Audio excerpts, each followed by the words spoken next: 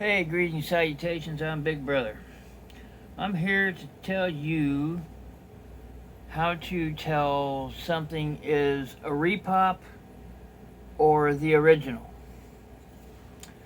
I don't have, I do not deal with cast iron or cast metal things enough to know all the little details about them. So, this is how I tell if it's a repop or an original just by my limited knowledge. First thing you want to do is feel. An original piece that's made, say, back in the 20s and 30s, I think they started made them in the late 19th century, which means late 1800s, 1880s maybe. Something made back then is going to be really smooth. They used fine quality things back then. They had more attention to detail. There was more pride in manufacturing. You know the stories. So something that's original is going to be very smooth to the touch. The parts where they come together are going to be almost perfect. Another way to tell if it's original or an old repop, look at the screw. If it's a Phillips screw, it's obviously new.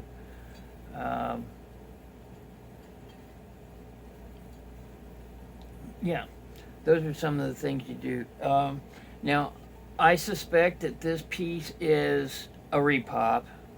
I think it's from maybe the 70s, thereabouts. So it's still vintage, but it's not antique, obviously. But I'll tell you why. I pick up the piece. It's got weight to it. I don't think it's iron. I think it's a cast metal.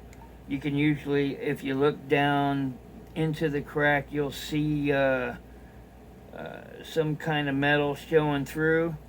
They're black because when they're poured in mold and baked, it's carbonized. It gets carbonized. That's why it's black. If you look inside the coin slot and down the back, you can see that if you run your hands back and forth through here, it's smooth. Now, I don't think this piece is original because it's, for one, it's black. It's really black.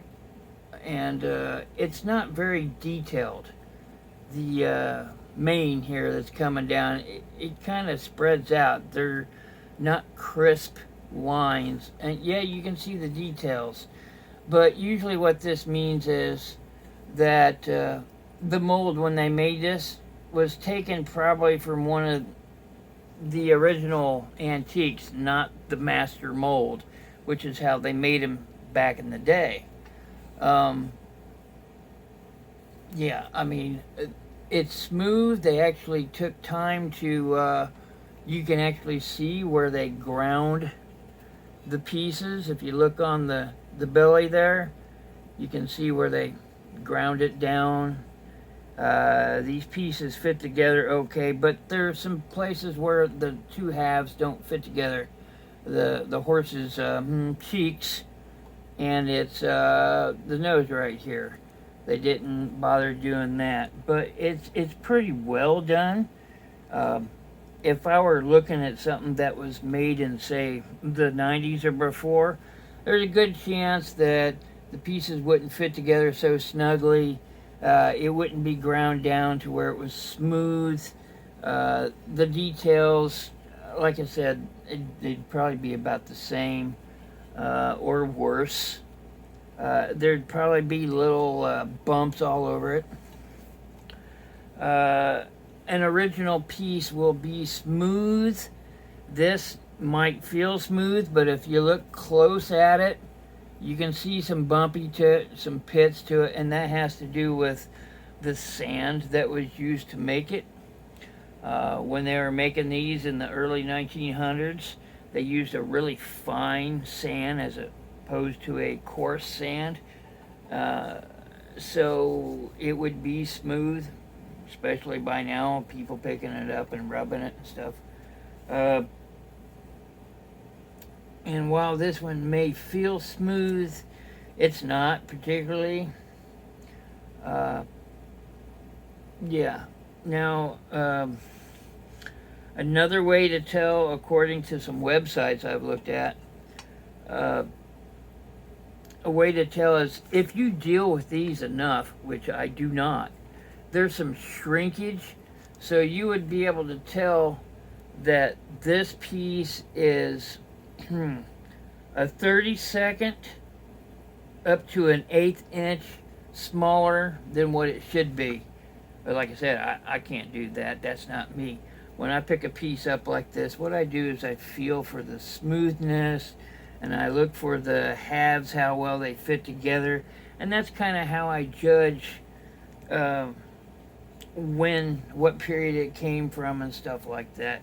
And this isn't a bad one, so I'd say this is definitely a repop. Probably came out of the, I don't know, 60s or 70s, because there is some attention to detail when it comes to how it feels. I mean, it's not perfect like it should be. I mean, it's not smooth like glass, like you would expect from the original. And paint. If I come across painted pieces, we'll go into that. But this is just for any run-of-the-mill cast metal that you pick up. Anyway, those are my tips.